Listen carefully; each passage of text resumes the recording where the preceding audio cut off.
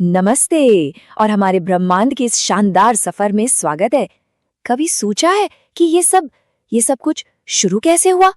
चलिए, आज हम समय की शुरुआत से लेकर हमारे अपने घर यानी सोलर सिस्टम तक की एक रोमांचक यात्रा करते हैं।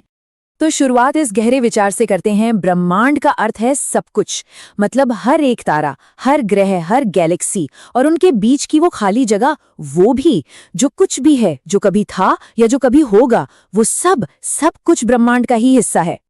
तो चलिए, अब तैयार हो जाइए, क्योंकि हम समय में बहुत पीछे जा रहे हैं, एकदम शुरुआत तक, उस एक पल तक जिसने हर चीज को जन्म दिया। हमारी ये जो पूरी कहानी है ना, ये एक ही विचार से शुरू होती है, बिग बैंग थ्योरी। और हाँ, ये वैसा बिल्कुल नहीं है जैसा फिल्मों में दिखाते हैं कि कोई जोरदार धमाका हुआ हो। नहीं, सोचिए कि पूरा यूनिवर्स एक बहुत ही छोटे, बहुत ही गर्म पॉइंट से शुरू हुआ और फिर बस हर दिशा में फैलता गया, ठीक वैसे ही जैसे कोई गुब्बारा फूलता है। ये स्पेस खुद ही फैल रहा था। अब इस बारे में जो सबसे हैरान करने वाली बात है, वो ये है कि ये सब कितनी तेजी से हुआ।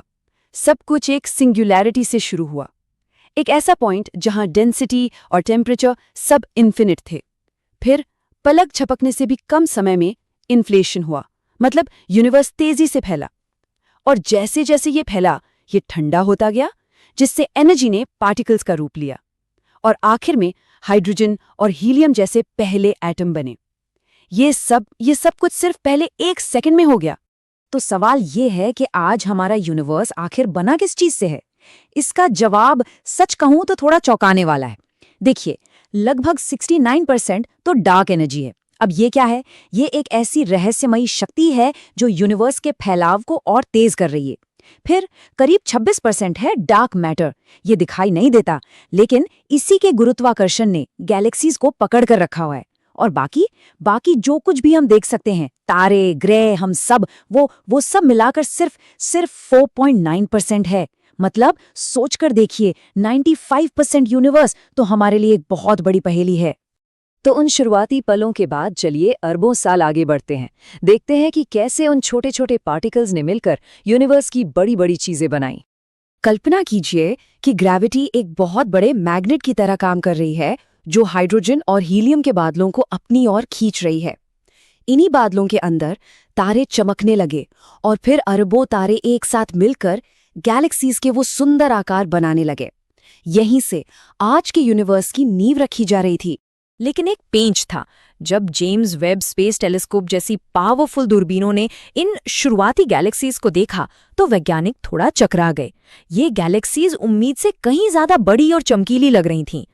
तो क्या हमारी समझ में ही कोई गलती थी? तो इसका जो जवाब मिला ना, वो इन गैलेक्सीज के बिल्कुल सेंटर में छुपा था।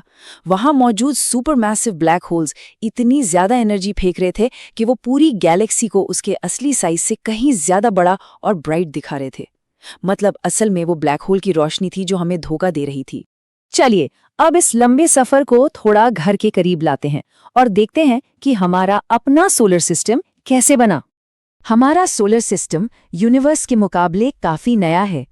इसकी कहानी आज से लगभग 4.6 अरब साल पहले शुरू हुई थी। सोचिए, गैस और धूल का एक बहुत बड़ा घूमता हुआ बादल था। धीरे धीरे ग्रेविटी ने इस बादल के सेंटर में मैटर को खींचना शुरू कर दिया और जैसे जैसे वो इकट्ठा होता गया, वो और गर्म और घना होता गया।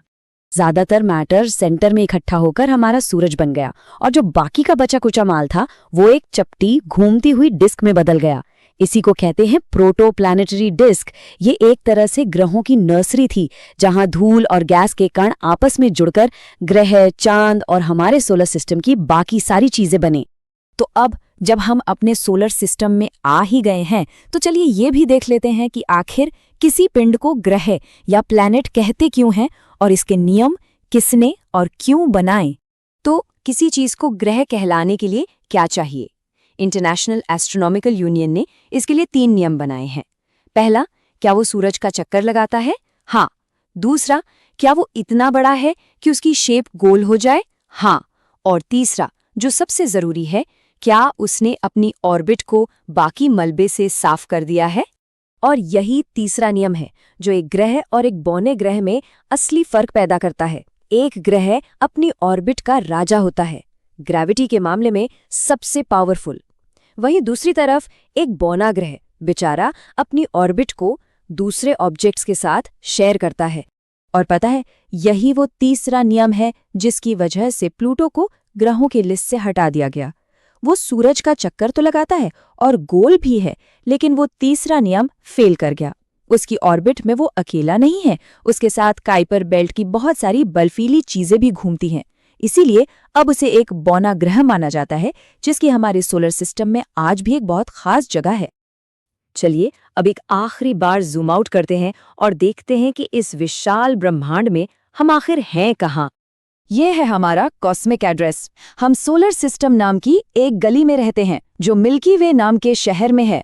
हमारा शहर लोकल ग्रुप नाम के एक राज्य का हिस्सा है, जो कि बहुत बड़े कैनिया सुपर क्लस्टर नाम के देश में आता है। और ये सब कुछ लैनियाकिया सुपर क्लस्टर नाम के एक महाद्वीप पर है, जो कि देखे जा सकने वाले यूनिवर्स में मौजूद अरबों में से सिर्फ एक है। ये स्केल सच में सोचने पर मजबूर कर देता है। और ये सब हमें एक आखिरी और सबसे बड़े सवाल पर लाकर छोड़ देता है। इस सब का अंत कैसे होगा? क्या यूनिवर्स हमेशा फैलता रहेगा और एक बिग फ्रीज में जम जाएगा, या ग्रेविटी सब कुछ वापस खींच लेगी और एक बिग क्रंच होगा, या फिर डार्क एनर्जी की ताकत इतनी बढ़ जाएगी कि वो स्पेस को ही एक बिग रिप में फाड़ देगी? ये एक ऐसा रहस्य है जिसका जवाब मिलना अभी बाकी है।